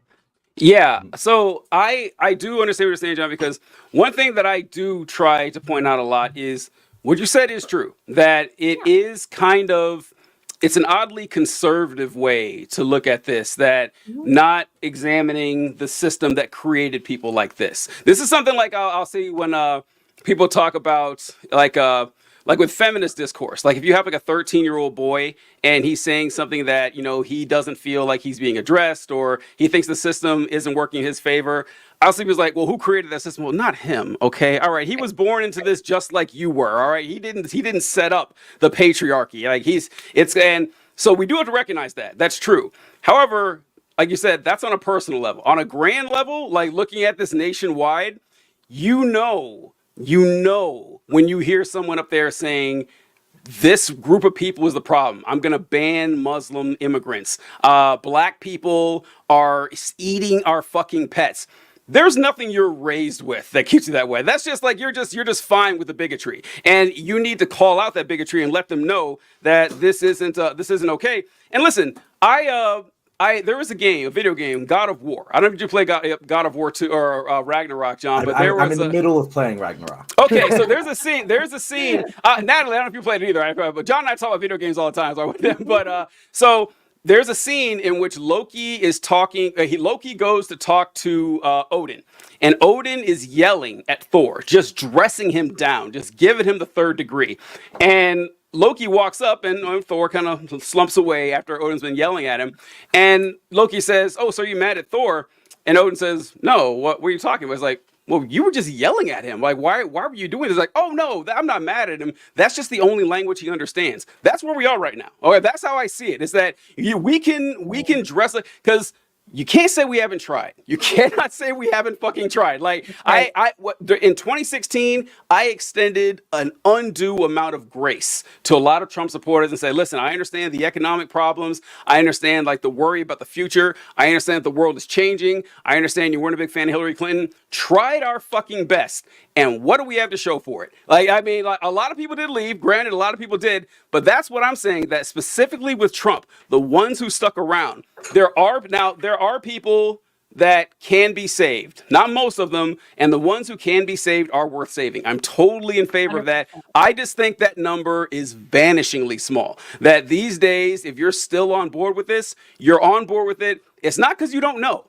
It's not because you don't know. You have been told, you just don't fucking care. If you're still out there saying, well, there's only two genders, we've been going over this like 5-6 years now. You know exactly the difference between sex and gender. You just don't fucking care. You know about systemic racism. You just don't fucking care. You know that, the anti-Semitism and the anti-Muslim, the Islamophobia. You know about it. You just don't fucking care. That's what I'm saying. I'm fine with a broad stroke on this because generally it is true. In specific, it may not be, but generally it is. And I guess maybe Biden shouldn't have said garbage. But I'm not going to lose a fucking second of sleep over it. I'm not. I'm just not. And John, I'm not either. And I feel bad. I didn't mean to get so hot. No, I did. That was not directed at you, my darling. It was just at the ether. That was not at you. I love you. Oh no, did John freeze? Hey, He's I do think I froze a little bit. Can you guys hear me? Yeah. Okay, cool. So I have absolutely no malice towards you for saying that. I didn't think it was directed towards me. And I do recognize that of the three of us, I have the least amount of danger from these types of people, threatening me. I don't get wasn't going to mention it, but there you go. No, I mean, it is true. But I do think I guess just it's one of those heart of hearts beliefs. Yeah, I hear you. That I don't believe 50% of America understands what Trump is and chooses it willingly. I understand that they fucking should, and it pisses me off that they don't. In my heart of hearts, I struggle to believe that many people are just literally knowingly fascist. Does it matter? Does it matter? That's how I said it doesn't matter. Because let's say it was the Civil War, and it's like, oh, I just don't believe all these Confederates really want. I mean, does it fucking matter? It doesn't. I mean, they like the ends are what actually matter. How they got there, all right, we can figure that out later, but we got to solve the problem right now. So yeah, I'm solving the problem, fucking sure. But my personal view of their morality and them as a person, I still feel like I should, until proven otherwise, right? Like there's a certain point where it's like, oh, you understand what's going on here. Yeah, I fail to see. What is the point? Because for me, it's like there have been so many red flags, but I mean, the fact that like women are bleeding out in Texas because they can't get They're literally dying, John. Yeah. I mean, I'm at that point where it's like we are now seeing literal death, mass death, because of this rhetoric that led to him being in power, that led to the Supreme Court being able to gut the EPA. They've been able to gut the Voting Rights Act, which we know disenfranchises Black and brown people and working class people the most. And they've been able to destroy reproductive rights and bodily autonomy. I mean, for me, like, we crossed that line when the Supreme Court was allowed to go crazy and do whatever the hell they want because Trump was placed in power. And so to give them any concessions right now feels just really dangerous, because if Trump gets back into the White House, I don't know if journalists will be allowed to exist in a year from now. One of my close colleagues, I sit on the board of Planned Parenthood of Western Pennsylvania, and they're literally talking about what will happen if Trump gets back in office. There will be this thing that could get triggered, and we're talking about this from a legal perspective, that could be retroacted 5 years back, that could send the CEOs of Planned Parenthood to jail for racketeering. Like, that's where they're trying to take us, putting political prisoners in jail. I mean, I am so over it. I'm just so over it. And so for me, I hear what you're saying. I don't want to live in a world either where Biden or any president calls people, my fellow Americans, a negative name like garbage. But what I think Biden was trying to get at, and maybe didn't articulate it as well as he could have, is that this behavior is garbage. This way of being is garbage. You as a human being are not garbage, but you cannot continue to exist in a way where you behave with such garbage intention that is actually killing people.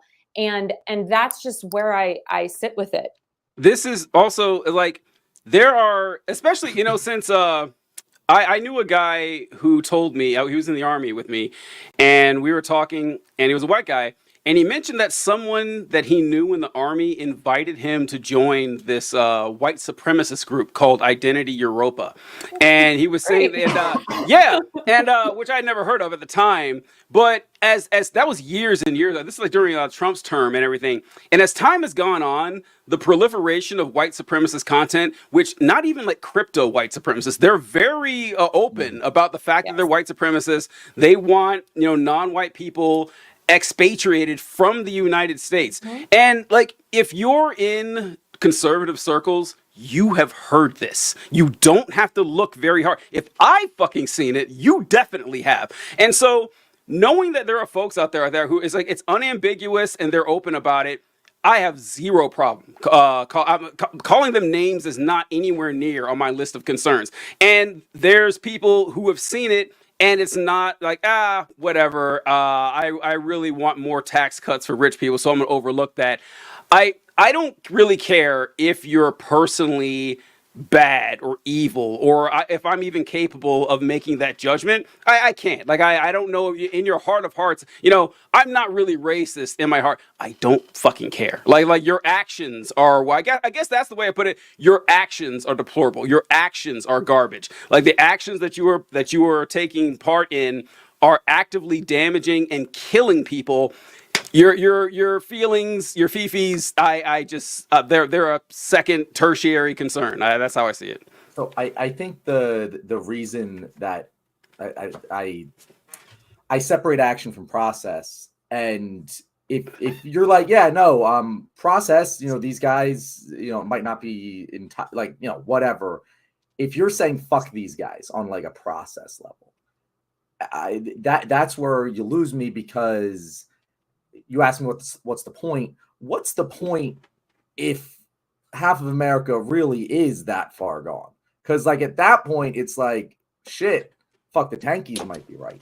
And to me, like, it has to be that only a small fraction truly understand, and a vast majority are being manipulated. Because if it's the other way around, well, fuck. I think JD Vance like tweeted this, or is Ben Shapiro or JD Vance, and they were like, so if you actually believe Trump is Hitler, would you be okay with assassinating him? And it's like, Well, yeah, like that's the only logically consistent belief. So if I'm believing that half of this country truly understands the fascism and is going along with it and choosing it, well, that's a problem. The point to me is that I am not going to fucking pretend that these are rational people with whom I have slight ideological disagreements. I'm going to say that these are dangerous people that need to be defeated. I think it's very important to put that context out there because At the ballot box. yeah, exactly. Yeah, like they need to lose. I am not going to say what because if we do that, if we say, well, let's just talk about this like it's a fucking thought experiment or something, we end up with what things like what Biden has said, what Pelosi has said, what Kamala Harris recently says, that what we need is a strong Republican Party again. No, the fuck we don't. We don't need that because that's where to me that's where that leads. If it's like, well, let's not go too far in the rhetoric here, and I'm not calling for political violence of any sort. I'm not calling for anything like that. It's just that I'm just saying that we need to stop pretending that this. Sorry, fucking stop, Wolfie. But we need to stop pretending that this is like Wolfie's getting excited about this shit too. Is that we need to just literally like decimate them at every election possible. The Republican Party. I say this without a hint of hyperbole. The Republican Party is the most dangerous institution on planet Earth for human fucking survival. Not just in the micro when it talks about specific issues for specifically minorities in the United States, like Natalie mentioned. I saw that story about that lady in Texas who died because she had a baby or she had a fetus she was carrying that was gonna be a miscarriage. They knew it, but they couldn't perform an abortion because the fetus was alive. And so they had to wait. I forgot how long, but they had to wait. And by the time the time the fetus actually died, she went to sepsis and she died too. People are doing this right now. So that has to go. But that's on the small scale. On the larger scale, just how with climate change, how they pretend it's not real. It's going to get millions of people killed. I don't need to pretend that this is just like some small philosophical disagreement. The Republican Party needs to I gosh, my language here. The Republican Party doesn't need to be an active political force in the United States. It's not doing anyone any good. Sorry about my cat. I love the cat. The cat's name is Wolfie. That's amazing. Yeah, and I think to try to segue off this, because one, I'm tired of beating up on John, and two, there's other things I think we should discuss. First Republicans, then John. That's good. I know. God love John. God love John.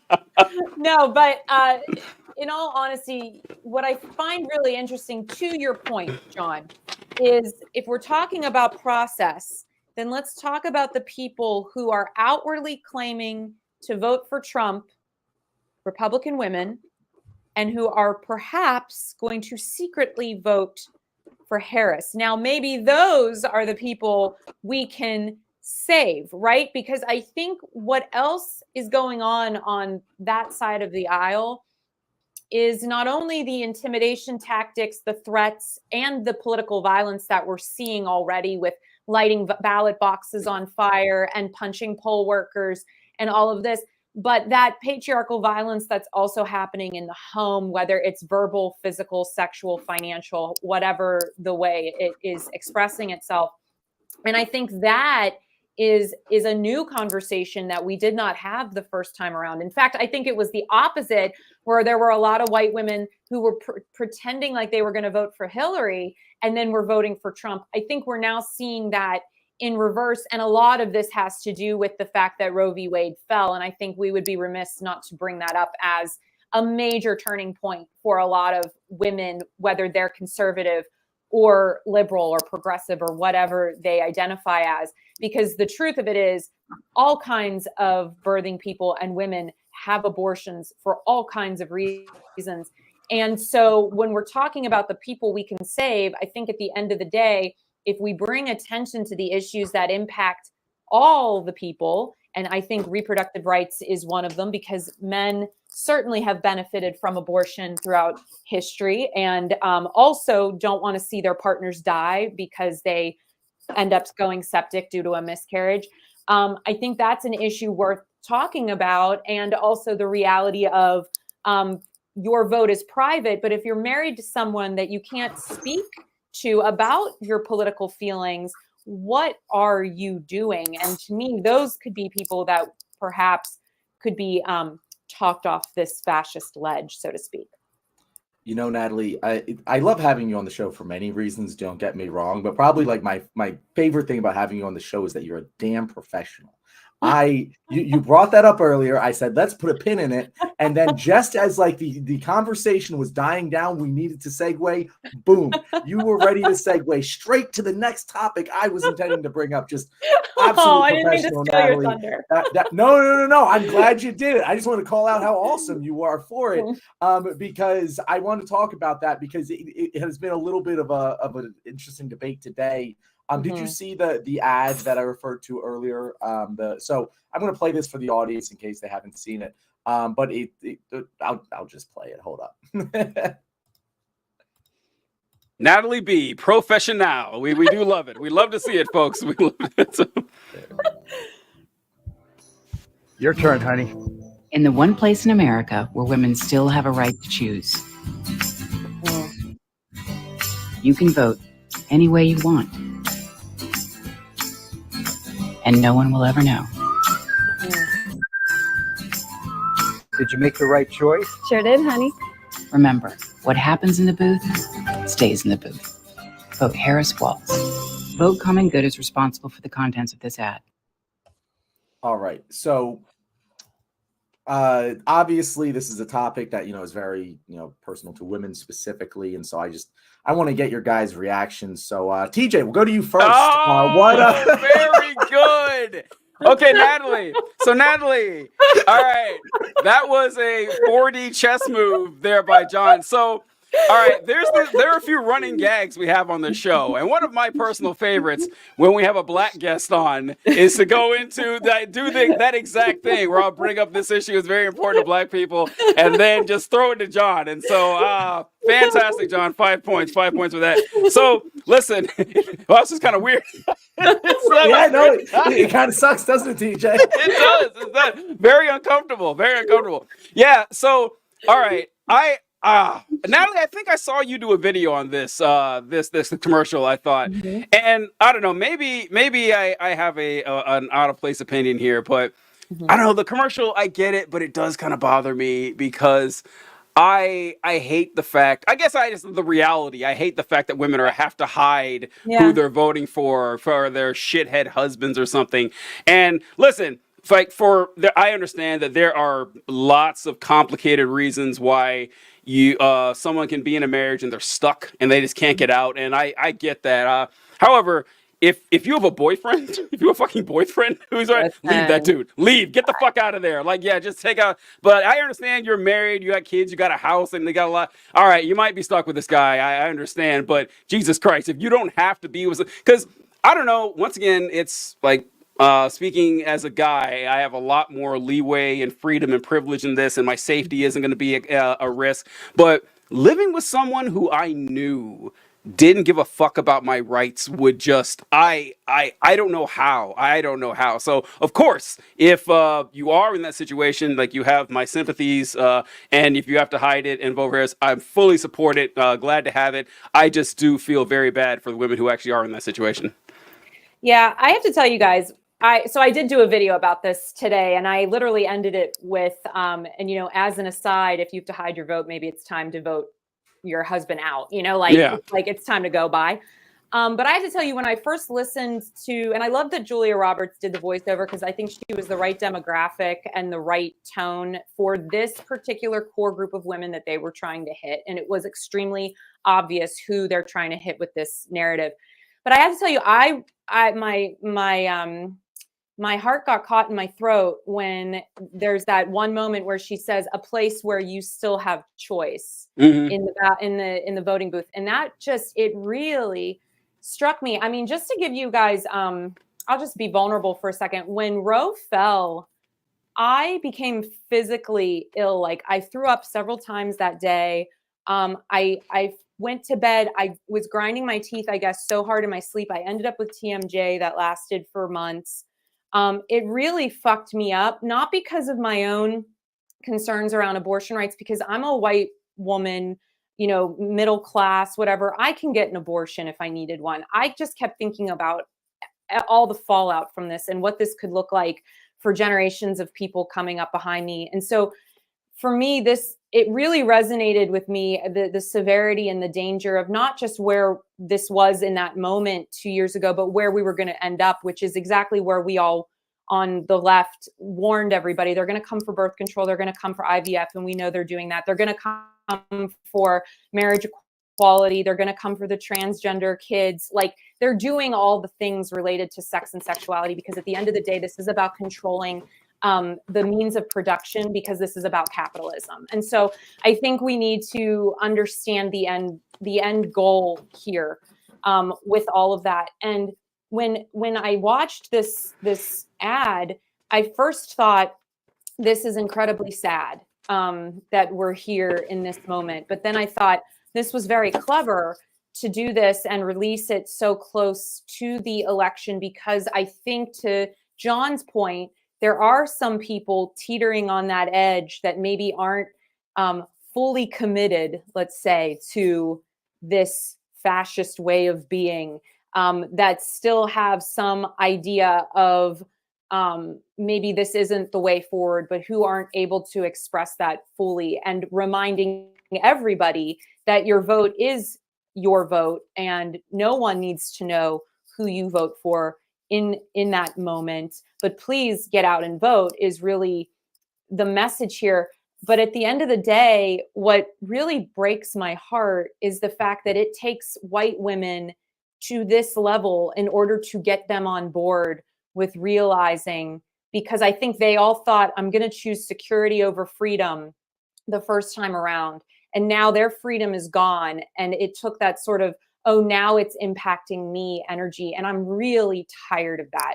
Like, whether or not something impacts you personally, you should be able to look at the world around you. And if we always start to center and uplift the most vulnerable among us, we all win. And so I hope that we can start to recalibrate and recognize that we sink or swim together. But I guess better late than pregnant in this case. I had like the same, thoughts that the first DJ had of like, yeah, I understand. Like, if you're in a marriage, you have kids, you have a house, whatever, it's a lot more difficult. A lot of people are stuck in those situations. But if you're fucking like just dating someone, just fucking leave them. Like, it does blow my mind, this discourse of like, oh, you should be able. No, you should. I can't imagine dating someone. If we disagreed on what the marginal tax rate should be, cool, we can have those political disagreements. But we disagree on like fucking Trump. Like, we as TJ said, we've been here for enough time that like you had the opportunity. And I'm not going to fucking date you if that is how you feel. But I also thought that this ad sucked. And it wasn't. I wasn't the target audience, and I understand that. But I was like, if I was the target audience, I would find that incredibly patronizing. Like, just the way the ad was made with as much subtlety and tact as a fucking Cialis commercial. Like, it felt, the music, the stock music choice they did, the like shitty actors. I was just like, if you're gonna make this, and as you said, like this very serious point, and this honestly quite dark point, it just felt so off-putting to me the way the message was delivered. And maybe that's my film major marketing brain thinking too much into it. But like that's what the discourse has been on Twitter today, of like the conservatives like, oh, this is patronizing towards women, or at least some of them. And then I thought the one masterful gambit of this is I've seen many, many, many tweets being like, oh no, my wife is definitely going to vote the way I tell her to. And I'm like, well, I don't know if that was intentional earned media, but like there's been so many of those I've seen. And I'm like, oh wow, oh fuck. That's okay. Well, maybe this needed to be that fucking blunt and patronizing. I think it was making fun of like the guy that, to me, they were making fun of MAGA men in that. So moment. okay, like, so he looked like a dolt, and I think that was the point. that's was my problem poking with it. fun at your husband, and I think a lot of women like that. Natalie, I want to get very specific about this. In my mind, maybe I'm wrong about this, but the kind of woman who is making fun of their stupid Trump supporting husband doesn't need to be goaded to go to the polls to vote for Kamala Harris. The kind of woman who's like inside joke, haha, my husband's a fucking jackass and I'm stuck with him. That woman's already made up her mind, and I feel like the target audience is women. I don't know if I agree with that. Again, maybe I'm wrong about that because to me the target audience message is women who are like afraid, like they've been voting with their husband, they have drank the Kool-Aid and they're seeing the cracks in the foundation and realizing they might be wrong. And to me, when someone's in that position, they're precariously on the edge. If you give them the idea of, we think your husband, who you do love, and you just feel like there's this unfortunate divide between you and you don't quite know how to reconcile it, your husband's an idiot who looks like this, I feel like that would push that woman away. And again, I'm just putting myself in that woman's shoes, and that's how I would feel if I read that. But again, I don't know if I agree. I think it hit it where it needed to. Go ahead, TJ. I think, John, like the way you described it, that it was, hacky and shitty and over the top and ham-fisted. That's 90% of every political commercial I've ever seen. Like, I could have a whole fucking episode on how I can make better political ads. It's pretty. God, that's a garden variety political commercial. If you ask me, they all kind of look the same way. They're not ridiculous. Yeah. Yeah, they're not. And like, you're right. Not only are you not the target audience for the commercial in specific, but you're not the target audience for political commercials at all. I mean, like, the stuff that works on. Look, all right, I'm gonna dial down the ivory tower, looking down and shit and everything like that. But it's just like the people like. You ever hear the conversation, the phrase that the best argument against democracy is a 5-minute conversation with the average voter? It's like the shit that works on these folks. I can't imagine. That's like 9-year-old TG be like, "Are you kidding me, really?" But look, that shit works. It works. Yeah. Well, here's how I looked at it. Julia Roberts was a huge star in the 90s and the 2000s. It was the rom-com star. It's comfortable. This reminded me of a Hallmark style filming, right? This resonates.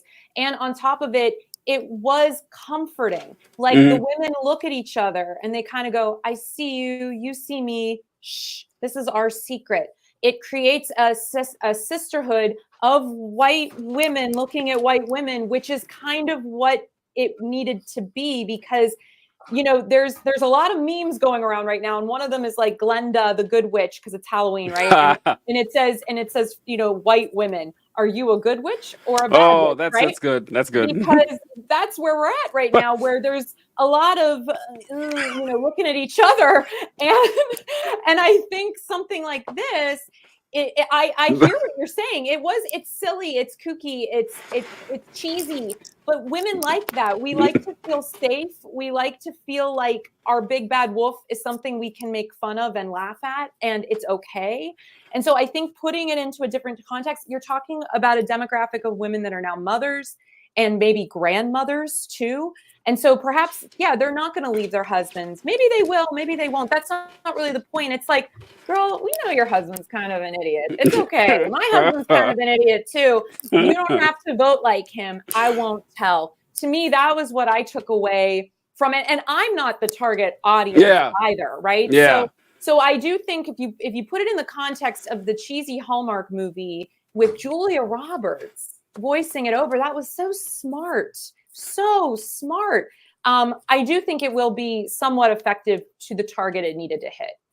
I wanted to say something you mentioned there. I hadn't seen that commercial about the Wizard of Oz thing. I did find it funny that they're a witch either way. That does make me laugh. I don't know. That's subtly very like that would work for me. See, John, like the cynicism of that part, and it still wouldn't work with the target audience, but it's funny to me. Right? Yes, I know. That's it. Actually, is hard to do this because you can only see life through your eyes. You have no choice but to do so. Yeah.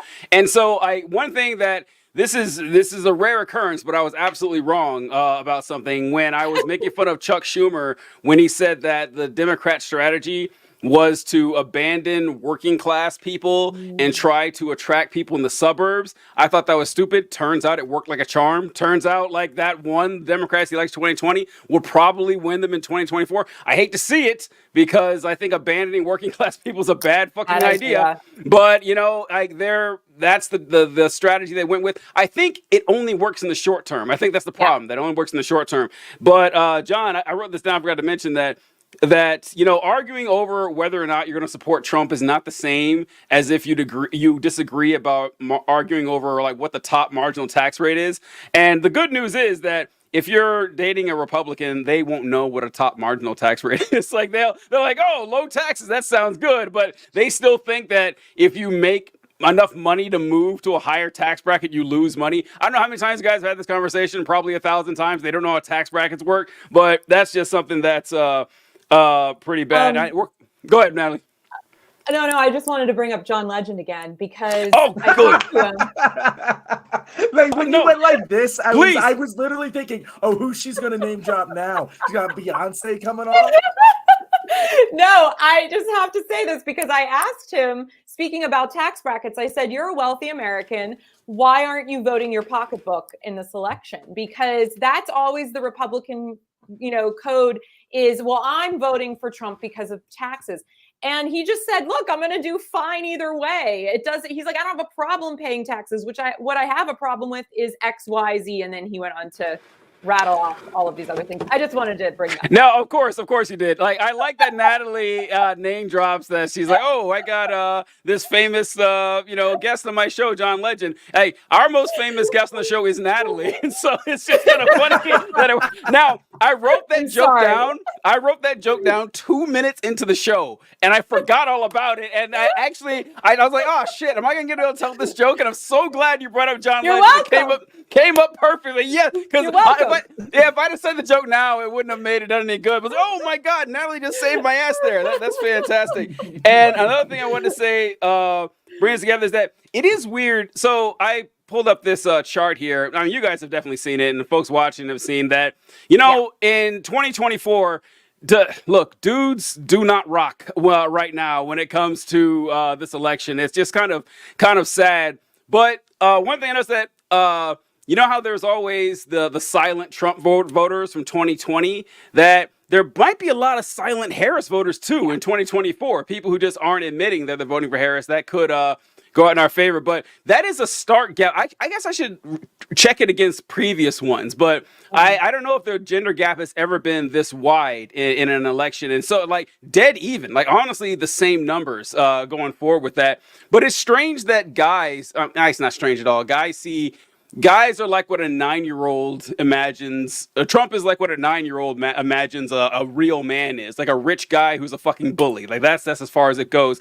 But it is strange to see. I saw a guy post this meme of Donald Trump at a construction site, and he was wearing, his regular gear and the guy wrote in the caption, "Look at that. Donald Trump is wearing a baseball cap and work boots. That's my president right there." As if Donald Trump has done an honest day's work in his life. But that's all it takes to fool people sometimes. That's it. That's all it fucking takes. And Natalie, you said something that we mentioned all the times that, I may not have a lot of respect for the thought processes and the actions of the bigots that support Trump. But you know what? They deserve universal health care too. They do. Yeah. Like that's like the major difference between the two of us, that our side, we want them to have like all the privileges and all the rights and like a happy, successful life that we want Americans. What they want is a nation of mostly white people doing backbreaking labor for minimum wage with no health care. Like that's their idea of a successful United States. And so when people say that, oh, we want the same things as their past, no, we don't. We don't want the same things. Like they want a world that's just worse for everyone involved. So I'm going to name drop again. Oh, here we go. Because I want to go back to the gender thing a little bit. Speaking with the Pope. I was interviewing Kerry Washington. Oh, of course. My God. Oh, my God. And I found this really interesting because when Hillary ran, we talked a lot about gender, right? She's going to break the glass ceiling. She's going to be the very first woman president. we've not heard Kamala talk about her identity very much at all, except when she's absolutely been put against a wall and forced to address it due to some disgusting remark. So I asked Kerry Washington, what do you think as a Black woman, to potentially see the first, woman of color and woman win the presidency? And I thought her answer was really interesting because she also downplayed it. That, Kamala Harris will be a president for all Americans, no matter who you are. She said, of course, she's a multitasker. She kind of made a joke because she's all of these identities rolled into one. But I found it really sad in a way that we aren't allowed to celebrate this moment as women and, of course, as people of color, because the rhetoric on the right has become so venomous, and they are so about this DEI life, which we all know is just code language at this point for what they're not allowed to say, that we can't even take a moment to acknowledge the history that could be made in this next week. And that also, and I understand, why Kerry said what she said, because I think she wanted to redirect the conversation and talk about Kamala being a president for all, back to John's point, right? She's not going to be just a president for a certain group of people. But it also just made me a little sad that we're not even allowed to really acknowledge the history that could be made right now. Herstory, that was good. That is good. It's her shirt. The one thing I would say to that, I really do hope that she's waiting to spike the football. Oh, no, yes, that's funny. Yeah, that would be funny. That would be funny. I agree with you. Like, it is sad, but also I actually do fundamentally feel like, if I'm watching I think it's a great example. The Eagles played the Giants. Saquon Barkley is the former running back of the Giants. There's a whole hullabaloo over the offseason. He's on the Eagles now. And the whole week leading up to the game, people are trying, reporters are like, yo, you got anything to say to the Giants who, didn't sign you? They didn't want to pay you? And he's like, no, just another game, just another Sunday. And then when they won, he ran for 170 yards. He was like, yeah, man, I took it kind of personally. And that's what I'm hoping the case is here. Just I don't want to give him bulletin board material. I'm just playing it straight faced. This is, I don't think about me being the first woman president at all. Never even crossed my mind. You're bringing it up now. Didn't even know. You're bringing it up for the first time. I didn't know. I really hope in her victory speech, she's like, and by the way, just in case you were wondering, the crowd goes wild. I'm looking forward to that moment if it does. Yes, live in the good timeline. Yeah, John and I bring this up all the time, Natalie, what you just said, that I remember when Obama ran for president, I was watching like a hawk to see if he would talk about, if you elect me, I'll be the first Black president. Never said it. Not one time did he ever, to my memory, and people correct me if I'm wrong, I were watching all the time, and he never mentioned it because he didn't need to say it. Everyone already knew, you didn't. And plus, then, because if he did, he'd be making the election even more about himself, which is not what you want to do. And that's where Clinton fucked up. Because all the time, Clinton was always talking about how she would be the first woman president, and is like, oh, okay, so this is a vanity project. And Harris learned, like, oh yeah, I'm not going to do that. And it is. I'm glad to hear that Kerry Washington said that, because I haven't said this publicly because I feel kind of bad saying it, but I am really glad that Kamala Harris checks so many first boxes. Like, I'm really glad that we have the first woman president, the first woman president who was also a vice president, first Black woman president, first Asian woman president. Just so many are just off the list. Just bam, we cleared them because that comes up a lot, and it does. It gives people so much ammo, and it should be just something for Americans. I agree completely. All right. That is a good time. This is about time. To wrap this up. Real quick, Forey, I wanted to point out a comment I saw here. And when I was talking and I was getting mad about the Republicans and everything, and I said Wolfie was making a whole bunch of noise, I saw someone comment that Wolfie is ready is always ready to take extra legal direct action. Yeah, Comrade Wolfie, he's ready to punch a fascist whenever he needs to. We appreciate your sacrifice, Wolfie. All right, we will close it out now. All right. Thank you guys so much for coming and watching this show. You made it to the end. Even if you are a Republican who we shit down your throat this whole time because the algorithm loves to send our videos to you, thank you for making it this far. I'm sure you won't like it, but maybe subscribe and hate watch a couple more of our videos. And if you want to hate watch some of Natalie's content, Natalie, where can people find you? Yeah, you can go to TikTok and Instagram at Natalie Bencivenga. You can go to my website, www.nataliebencivenga.com. And I also host radio on kdkaradio.com every Saturday from 2 to 5. And you can check out some interviews there as well. And these two pop up every now and then. So hopefully they'll be both on very soon. So you can check me out there. And also pencapitalstar.com. I have a series called Facts Over Fear. Thank you so much, Natalie. Folks, we really appreciate you guys joining me, John, and Wolfie for yet another show. And, you know, we look forward to the next time Natalie interviews a famous black musician or actor and decides to come on the show and gloat about it. So next time, hop on and we'll see what we can do. Catch you guys later.